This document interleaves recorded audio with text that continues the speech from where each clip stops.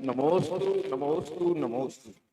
हे भगवान, मेरी जिज्ञासा है कि कौन से किस भाव में पढ़ने की है, जो आगे पात्र और समूह शरण विराजमान और आगे कब विराजमान हो सकते हैं और कैसे। हे भगवान, शंका का समाधान करें। नमोस्तु नमोस्तु भगवान नमोस्तु। उन्होंने पूछा है कि ऐसे कौन से और कब पुण्य किए थे जिससे कि हम आज पात्र बनकर, मेरा सुंदरी शिवपाल बनकर और समूह शरण में बैठकर भगवान की आराधना कर रहे हैं, और ऐसा दोबारा कब मौका मिलेगा, ये उनकी जिज्ञासा है। तो कहने का उनसे कहना है, हे भव्य श्रावक, जब जब हमारे जीवन में पुण्य का उदय आता है, और पुण्य के उदय आने पर ये नहीं कि पुण्य का उदय हर कुछ दिला सकता है, लेकिन पुण्य का उदय दो प्रकार का होता है। एक पुण्य का उदय होता है पापानुबंधी पुण्य, और एक पुण्य का उदय होता है पुण्यानुबंधी पुण्य। जब जब पुण्य का उदय है तब हम पुण्य के कार्य करें तो पुण्यानुबंधी पुण्य, और जब पुण्य का उदय है, वैभव संपदा सब कुछ है हमारे उस पुण्य के उदय से, लेकिन हम भोगों में, अय्यासियों में और इंद्रिय विषयों में लंपट हैं, तो वहां निरंतर पाप का ही बंद कर रहे हैं, तो पापानुबंधी पुण्य। तो जब हमारे जीवन में पुण्यानुबंधी पुण्य का उदय आता है, और उस पुण्य के उदय आने पर हमारे चित्त के निर्मल परिणाम बनते, निर्मलता बनती है, तभी जाकर दान देने के और उत्तम पात्र बनने के भाव होते हैं। ये आपकी चित्त की निर्मलता ही है, ये आपके अंतरंग की विशुद्धि ही है कि मुझे जैन भगवान की आराधना करनी है, वो भी उत्तम से उत्तम पात्र बनकर श्रेष्ठ अपने जीवन में पुण्य का आश्रय करना है, पुण्यानुबंधी से पुण्य बढ़ाना है।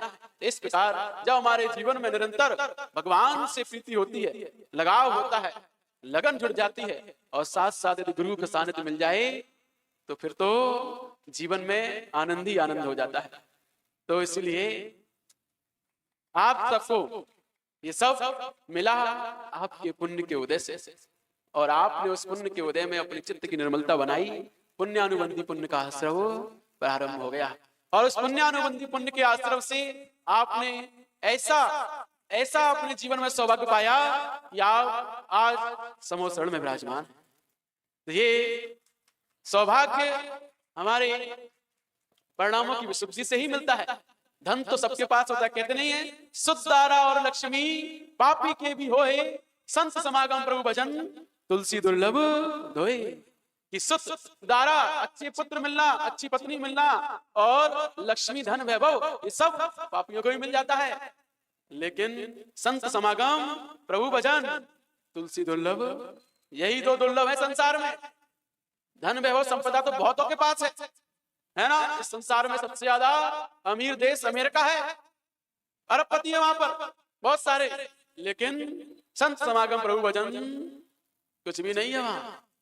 सब पुण्य के उदय में पाप का अनुबंध है। वहां क्या है? वहां पापानुबंधी पुण्य का उदय।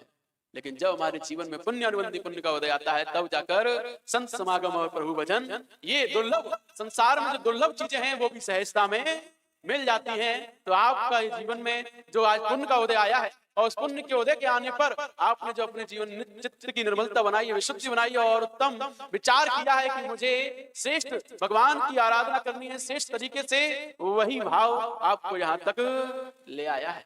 और ऐसे ही भाव आपके निरंतर बने रहे तो आप एक समूह शरण में नहीं, न जाने कितने समूह शरण में बैठोगे, और एक दिन वो भी आएगा कि साक्षात अरिहंत के समूह शरण में बैठोगे, है ना। कि जीवन में चित्त की विशुद्धि ही, चित्त की निर्मलता ही भगवान तक पहुंचाती है। क्यों क्या कह रहे हैं हम? अमित भैया ध्यान दो, ये कह रहे हैं कि धन तो सबके पास है, लेकिन यहां तक पहुंचने के लिए चित्त की निर्मलता चाहिए, चित्त की बहुत विशुद्धि चाहिए कि मुझे भगवान के करीब पहुंचना है, नजदीक पहुंचना है, उसके लिए मैं कुछ भी करना पड़े मैं करने को तैयार हूं। बस भगवान के पास मुझे ले चलो, मुझे उनके पास ले चलो, गुरु के इतने करीब ले चलो कि उनसे मेरी दूरियां सारी समाप्त हो जाएं। तो उसके लिए अपने परिणाम निर्मल बनाने पड़ते हैं। जब तक मन में कसाय रहती है, लोभ रहता है, तब तक दूरियां ही रहा करती हैं, और जहां पर ये कसाय लोभ मंद हुआ करते हैं, वहां नजदीकियां ही नजदीकियां हुआ करती। तो ये हमारे अंतरंग के निर्मल विचार मंद कसाई ही हमें भगवान से नजदीक लाते हैं, और कोई नहीं। तो आप ऐसे ही भाव बनाए रखना, अपने विचारों में ऐसी ही निर्मलता रखना, आपके निरंतर जीवन में पुण्य की वृद्धि होगी और उस पुण्य से हर चीज सहज होगी, हर कार्य सफल होगा। आप अपने जीवन में निरंतर सुख समृद्धि वैभव को वृद्धि करते हुए निरंतर धर्म की आराधना करते रहेंगे। ऐसा ही सबको आशीर्वाद है। निरंतर अपने जीवन में परिणामों को निर्मल करें और भगवान से नजदीकियां बढ़ाएं, उनके करीब आने का प्रयास करें। यही उत्तम साधना है, उत्तम आराधना है। ऐसी आराधना आप सबके जीवन में आए। सबको आशीर्वाद। जी बोलिए परम पूज्य आचार्य गुरुदेव श्री विनम्र सागर गुरुदेव की।